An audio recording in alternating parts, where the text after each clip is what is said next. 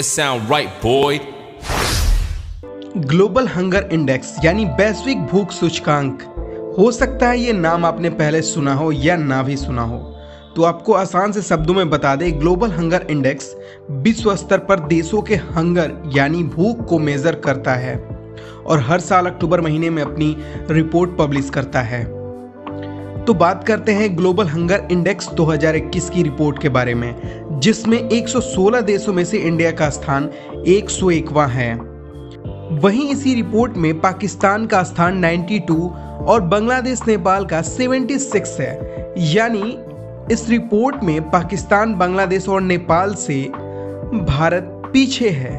GHI कुछ points के आधार पर यह रिपोर्ट तैयार करती है, जैसे अंडर नरिशमेंट यानी अल्पोषण, चाइल्ड वेस्टिंग, चाइल्ड स्टंटिंग और चाइल्ड मोर्टेलिटी यानी कि बाल मृत्यु दर।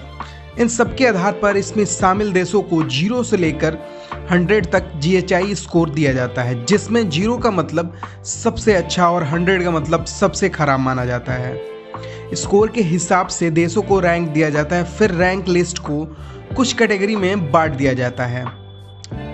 2021 की रिपोर्ट के अनुसार इंडिया 38.8 स्कोर के साथ इंडिया की सिचुएशन सीरियस कैटेगरी में रखी गई है। और वहीं पिछले साल की बात करें तो इंडिया का स्थान 94 था और इस साल की रिपोर्ट के अनुसार इंडिया 101 नॉट आउट चल रही है।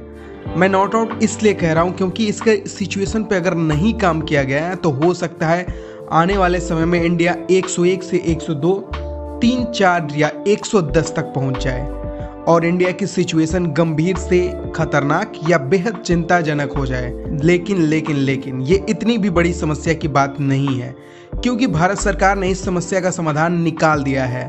भारत सरकार ने इस रिपोर्ट को मानने से इनकार कर दिया है और भारत सरकार का कहना है ये रिपोर्ट सरासर झूठ है और इसके सर्वे की टेक्निक बिल्कुल बेबुनियाद है। यानी आसान से शब्दों में कहें तो ये रिपोर्ट देश की छवि खराब करने की कोशिश कर रहा है।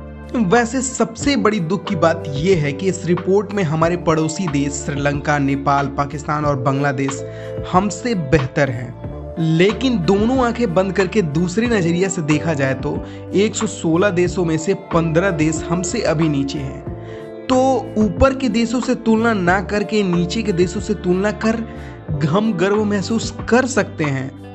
तो जरूरी नहीं हमेशा नकारात्मक भाव ही अपनाया जाए।